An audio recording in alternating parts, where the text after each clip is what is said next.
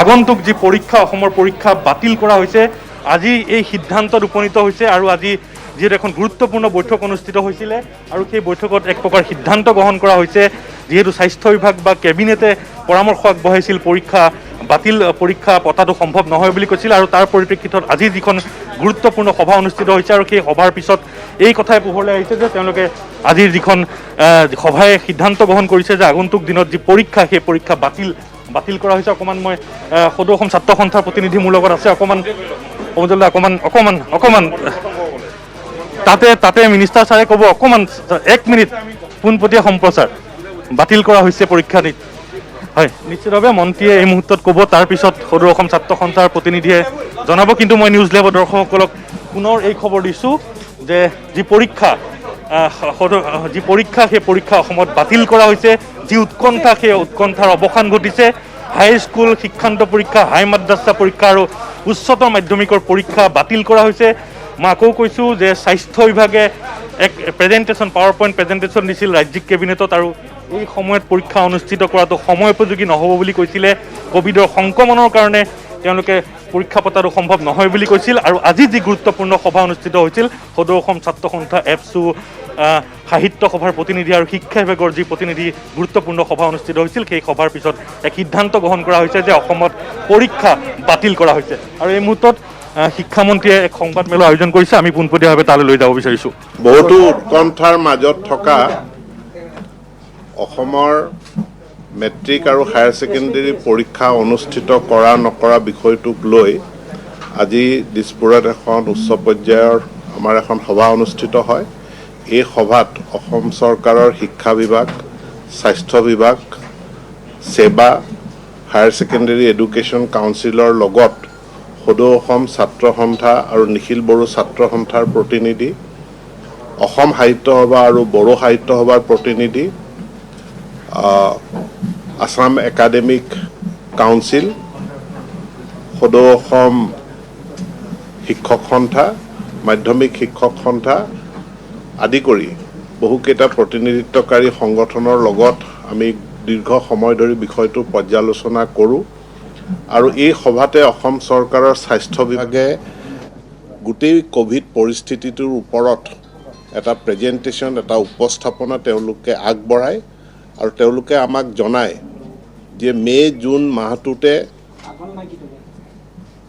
আমাৰ যিসকল 0ৰ পৰা 18 বছৰ বয়সলৈকে থকা যিটো জনসংখ্যা তেওঁলোকৰ যথেষ্ট সংখ্যক লোক ক'ভিডত আক্ৰান্ত হৈছে আৰু ইয়াৰ পাৰ্চেণ্টেজ হিচাপত শতকৰা হাৰত আমাৰ যিমান লোক ক'ভিডত আক্ৰান্ত হৈছে তাৰে 14% লোক এই বয়স গ্ৰুপৰ মাজৰ পৰা হৈছে। যদি 11ৰ পৰা 18 বছৰ বুলি চোৱা যায় তেতিয়াহ'লে এই সংখ্যাটো হ'ব 10%। ক'ভিড পৰিস্থিতিটো বৰ্তমান সামগ্ৰিকভাৱে অসমত এতিয়াও কিছু উন্নতি যদিও দেখা গৈছে যে ইয়াত পজিটিভিটি পাৰ্চেণ্টেজটো 2ৰ পৰা 3ৰ মাজলৈকে আহিছে যদিও অসমৰ কিছুমান জিলাত পৰিস্থিতিটো এতিয়াও অতি উদ্বেগজনক হৈ আছে। উদাহৰণস্বৰূপে আমাৰ কাছাৰ জিলা, গোলাঘাট জিলা, মৰিগাঁও জিলা, গোৱালপাৰা জিলা, যোৰহাট এই জিলাসমূহত পৰিস্থিতিটো ইয়াত ক'ভিড পজিটিভিটিৰ শতকৰা হাৰটো এতিয়াও 4ৰ ওপৰত আছে, ক'ৰবাত 5 আৰু 6ৰ মাজত আছে। গতিকে এনেকুৱা এটা পৰিস্থিতিত পৰীক্ষা অনুষ্ঠিত কৰা সম্পৰ্কে তেওঁলোকে কৈছে যে এই পৰীক্ষা অনুষ্ঠিত কৰাৰ কাৰণে অনুকূল নহয়। গতিকে তেওঁলোকে দিয়া প্ৰতিবেদনৰ ওপৰত ভিত্তি কৰি আৰু আমি এইটো তেওঁলোকৰ পৰা জানিব বিচাৰিছিলোঁ যে আপোনালোকে কেতিয়া আশা কৰিব পাৰে যে আপোনালোকে এটা আমাক ক'ব পাৰিব যে পৰীক্ষা পাতা সম্পৰ্কে এটা নিৰ্দিষ্ট ছিগনেল কেতিয়ালৈ দিব পাৰে বুলি কওঁতে তেওঁলোকে জনাইছে যে জুলাই মাহৰ 3য় সপ্তাহৰ আগত আমি নিৰ্দিষ্ট কোনো কথা ক'ব নোৱাৰোঁ আৰু আমাৰ পৰিস্থিতিটো হ'ল আমি জুলাই মাহলৈকে ৰখিব নোৱাৰোঁ পৰীক্ষা পাতিম নে নাপাতিম এই বিষয়ে সিদ্ধান্ত লোৱাৰ কাৰণে। সেইকাৰণে আজি সকলোৰে সহমত সাপেক্ষে আমি এনেকুৱা এটা সিদ্ধান্তত উপস্থিত হৈছোঁ যে এই 2021 বৰ্ষৰ মেট্ৰিক আৰু উচ্চতৰ মাধ্যমিকৰ পৰীক্ষা অনুষ্ঠিত নহ'ব।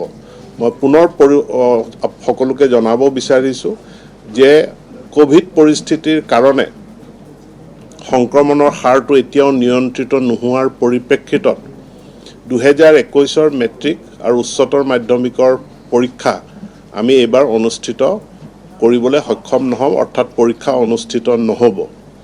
ইয়াৰ বিকল্প হিচাপে কি আৰ্হিত আমি ছাত্ৰ ছাত্ৰীসকলক, পৰীক্ষাৰ্থীসকলক তেওঁলোকক আমি নম্বৰ দি তেওঁলোকৰ ফলাফল আমি ঘোষণা কৰিম, তাৰ কাৰণে অহাকালিলৈ আমি দুখন কমিটি গঠন কৰিম, এখন মেট্ৰিক পৰীক্ষাৰ কাৰণে আৰু এখন উচ্চতৰ মাধ্যমিক পৰীক্ষাৰ কাৰণে।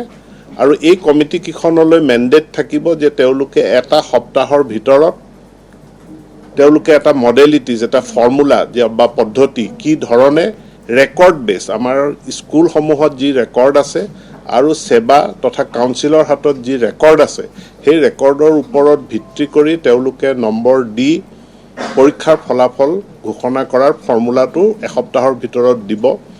আৰু আজি এইটো সিদ্ধান্ত হৈছে যে 31 জুলাইৰ ভিতৰত কাউন্সিল আৰু আমাৰ সেৱা ফলাফল 31 জুলাইৰ ভিতৰত ঘোষণা কৰিব লাগিব। আৰু কৰিবৰ কাৰণে আজি যিহেতু ইয়াত আমাৰ কাউন্সিলৰ প্ৰতিনিধিও আছিল, সেৱাৰ প্ৰতিনিধিও আছিল, তেওঁলোকে কৈছে এসপ্তাহৰ ভিতৰত যদি আমাক ফৰ্মুলা দি দিয়ে তেতিয়াহ'লে আমি 31 জুলাইৰ ভিতৰত আমি ফলাফল ঘোষণা কৰিবলৈ সক্ষম হ'ম। তো আজি এই সিদ্ধান্তকেইটা হৈছে যে এটা অসামান্য পৰিস্থিতি বিৰাজ কৰিছে, অসামান্য পৰিস্থিতিত এই সিদ্ধান্ত আমি গ্ৰহণ কৰিব লগা হ'ল। আৰু যাতে ছাত্ৰ ছাত্ৰীসকলে অধিক উৎকণ্ঠাৰ মাজত থাকিব নালাগে, তেওঁলোকৰ এটা উজ্জ্বল ভৱিষ্যত আছে, তেওঁলোকৰ এটা শিক্ষা বছৰ যাতে হানি হ'ব নালাগে আৰু শিক্ষা বছৰ ক্ষতি নোহোৱাকৈ আৰু লগতে তেওঁলোকৰ যাতে স্বাস্থ্য সুৰক্ষিত থাকে, তাৰ প্ৰতি দৃষ্টি ৰাখি আজিৰ সভাৰ এইখিনি সিদ্ধান্ত হৈছে। আৰু মই এইখিনি সিদ্ধান্ত আপোনালোকৰ আগত সদৰি কৰিছোঁ, প্ৰকাশ কৰোঁ। নাই, এইটো কমিটি এটা ফৰ্মুলা দিব, নিশ্চিতভাৱে সকলোকে উন্নীত কৰাৰ কথাটো ইয়াত অহা নাই বা তেনেকুৱা কোনো সিদ্ধান্ত গঠন হোৱা নাই। অহা কালিলৈ দুখন কমিটি গঠন হ'ব, সেই কমিটিখনে কেনেধৰণে নম্বৰ দিব সেইটো ৰূপৰেখাটো ৰেকৰ্ড বেছ, কোনো ছাবজেক্টিভ বা ধ্যান ধাৰণাৰ ওপৰত নহয়।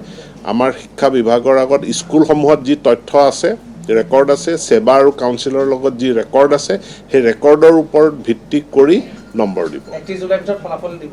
31 জুলাইৰ ভিতৰত ফলাফল ঘোষণা কৰা হ'ব। কিন্তু এইখিনিতে এটা প্ৰশ্ন হৈছে যে 5 পৰা 10 বছৰ পিছত যদি তেওঁলোকে কলেজৰ কাৰণে এপ্লাই কৰিব লগা, UGCৰ নৰ্মছ অনুসৰি হাইস্কুল শিক্ষান্ত পৰীক্ষাৰ আৰু হায়াৰ ছেকেণ্ডাৰী পৰীক্ষা যথেষ্ট নম্বৰৰ গুৰুত্ব আছে।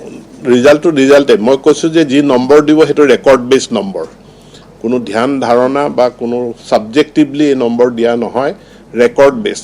আমি যথেষ্টখিনি অনুসন্ধান কৰিছোঁ, আমাৰ শিক্ষানুষ্ঠানসমূহৰ লগত তথ্য আছে, ৰেকৰ্ড আছে, সেৱাৰ লগত কাউন্সিলৰ লগত ৰেকৰ্ড আছে, সেই ৰেকৰ্ডৰ ওপৰত বেছ কৰি পেলাই নম্বৰ দিব। কিন্তু তাৰ ফৰ্মুলাটো আমাক এখন খুব ভাল উচ্চ ক্ষমতা সম্পন্ন আৰু কাৰ্যক্ষম ইফিচিয়েণ্ট কমিটি এখনে সেই ফৰ্মুলাটো ঘোষণা কৰিব। সেইটো অহা 7টা দিনৰ ভিতৰত সেই ফৰ্মুলাটো আমি ঘোষণা কৰিম।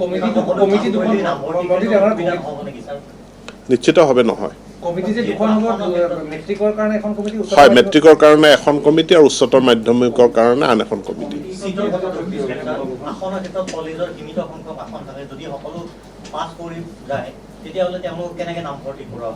নাই, নাম তাৰ কাৰণে সেইটো এটা বেলেগ সমস্যা বা আমাৰ আসন যথেষ্ট পৰিমাণে আছে। আমাৰ নতুন নতুন চৰকাৰী খণ্ডতো আমাৰ স্কুল আমি কলেজ খুলিছোঁ, গতিকে কিমান সংখ্যক পাছ কৰিব এইটো এনেধৰণে নম্বৰ দিয়াৰ কাৰণেই যে 100% পাছ কৰিব তাৰ কোনো গেৰাণ্টি নাই। এইটো আমি কমিটি গঠন কৰি দিছোঁ, তাৰ ৰূপৰেখাটো কমিটিয়ে দিব। নাই, এই গোটেই কমিটিটো অহাকালিলৈ আপোনালোকে নটিফাই